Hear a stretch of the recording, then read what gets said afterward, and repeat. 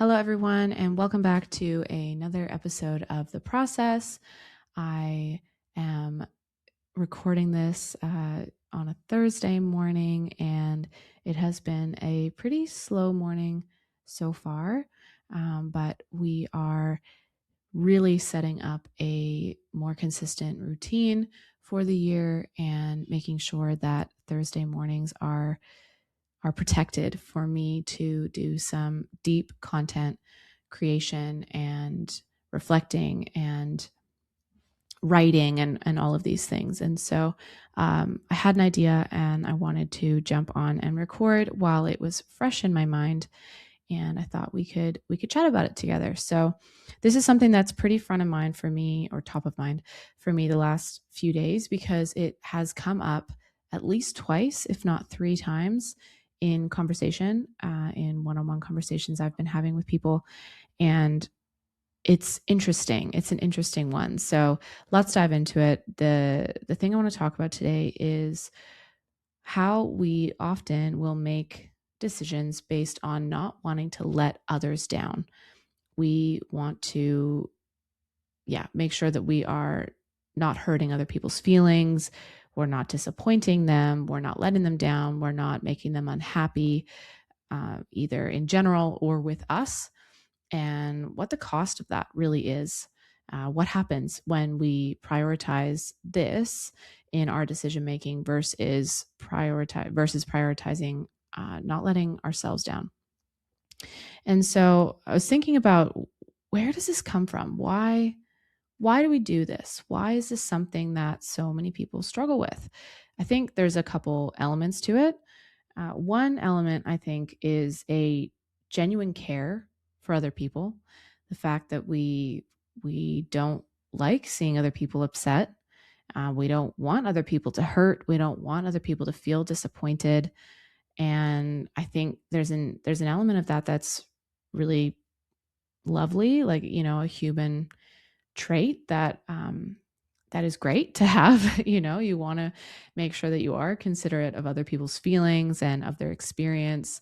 And I think that there's something to be said about being able to do that. And I'm not saying that this is about completely disregarding other people, because that doesn't make sense either. But I think that sometimes when we do deeply care about the people in our lives, it can impede our judgment in being able to discern what's right for us and what we might need in the moment, that might need to come before somebody else's needs. And the reason why this matters is because if we never consider ourselves, we can then move through life where everyone else in our lives is happy and is living a great life, and we're giving back so much and we're helping every single person that we come across, and it's amazing. But we move through life then and get to a point where we go, hang on, all these dreams that I had or all these aspirations that I had have not come to fruition, and I haven't really been able to pursue them at all because I've been so busy focused on what everyone else needs. And I think that happens to a lot of us, at least in stages of our lives, because, whether we are taking care of family members, or whether, like our parents or siblings or something, or it's our own child, when we become a parent ourselves, and everything shifts, where you kind of have to put them first for their survival. But there's a continuum, right? There's kind of a continuum that we sit on, where we can find ourselves putting all of our time and energy into supporting others, where we then become neglected because we don't have any time left for us. Everything is going towards other people, and that's not great long term. And so I think that's one element of it, is that we are so genuinely concerned and we care about the people in our lives. And again, that's not a bad thing. It's more about thinking of it as it being on a continuum. Another element of it, I think, comes down to being scared of actually having these hard conversations, and sitting in the conflict, because, well, it's not easy. It is not easy to have these hard conversations going into something where you know that it's not going to necessarily end well, and you know that it's not going to end with the other person feeling good. I mean, potentially you could move through this conversation and find some sort of resolution, but you don't know that going into the conversation. And that's one piece of this part of the puzzle. But the other part is that we haven't actually been taught how to have these conversations, a lot of us anyway. We don't really know how to navigate a situation that requires us to be vulnerable and to open up about what we need, knowing that that isn't going to necessarily align with what the other person needs, and being able to sit in that discomfort and in that conflict and trust that the other person is going to be able to hold space for us, or potentially not hold space for us, but us then be able to give ourselves space and keep ourselves safe in that situation mentally and emotionally. And so I think because of that lack of skill, and not through any fault necessarily of our own, I think a lot of us just grew up not really having a lot of these conversations, or if we had conversations like this, they didn't go super well. And so we learned, don't don't go there. Don't bring it up. Don't stir the boat. No, that's mixing two sayings. Don't stir the pot or rock the boat. Stir the boat could be, who knows. Super rocky day on the waves could be a bit stirry. Anyway, sorry. But yeah, we learn, don't do that. Don't go to that uncomfortable place because it's scary and because it might not work out, and it gives us that really uncomfortable feeling in our bodies where we feel like we might vomit because we don't know how it's going to go, and we'd rather then just avoid it and kind of go along with whatever's kind of happening. And again, we end up then putting the other person first because of that fear, because we don't feel like we can sit in that uncomfortable space, and we haven't had the training or the practice to do that in a lot of situations. And so it makes sense to me that I would avoid a conversation like that, because it feels incredibly uncomfortable. And like I said, you're not necessarily going to get that resolution. You don't know if the other person is going to be able to meet you there. They might get really mad. They might say horrible things to you. And you don't want that to happen, right? And so a lot of times we'll go, well, I'll just avoid it, or I'll just go along with whatever they say. And again, what ends up happening in that situation is we let ourselves down. We are the ones that suffer in both of those examples. We are the ones that suffer as a result of that avoidance, or that deterrence from making the decision or from having the conversation.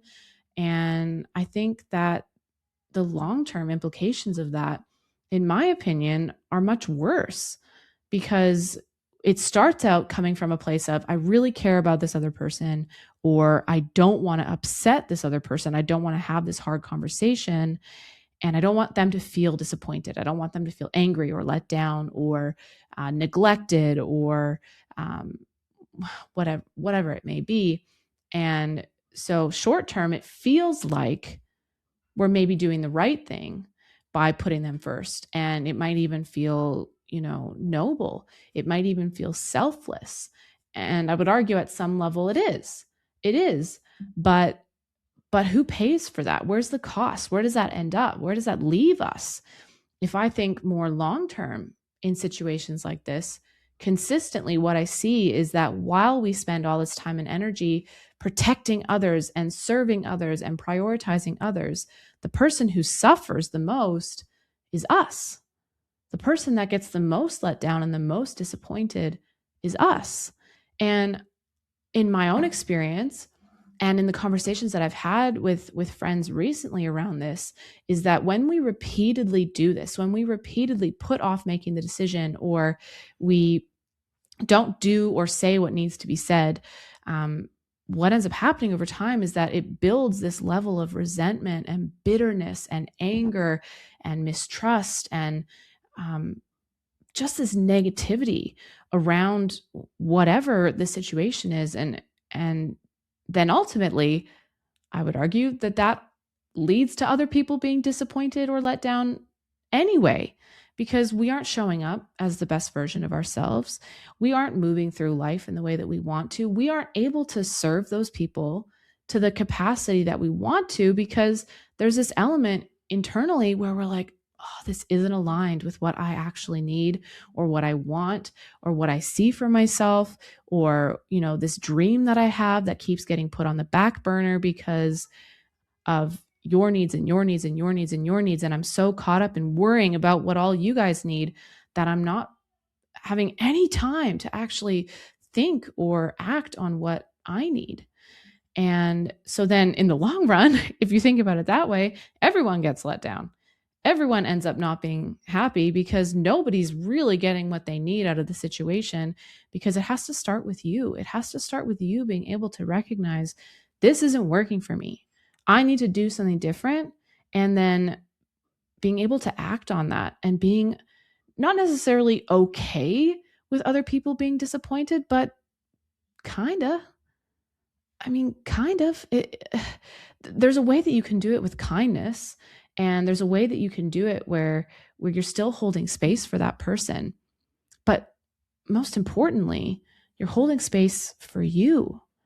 At the end of the day, you are the person that's going to show up the best for you. You are the person who's going to care the very, very most about you. And I think when we can step into that space of going, look, I can see where you're coming from. I can see that, this isn't exactly how you wanted it to go, but this is the decision that I'm making. And I'm going to stand behind this decision because I know that it is the best decision possible for me. There's a lot of power in that. And I also think there's a lot of humility in that, in being able to go to recognize what you need and show up for yourself.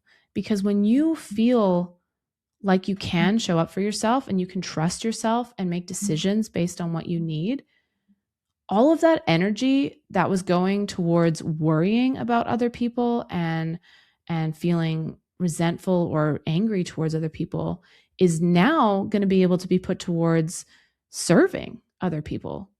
It's going to be able to be put towards helping others and meeting them where they're at and helping them through whatever they're going through, or creating options for them to get support from you because you're taken care of, because you're going, okay, I'm moving in a way that feels aligned. I'm moving in a way that feels like I am getting the respect that I need.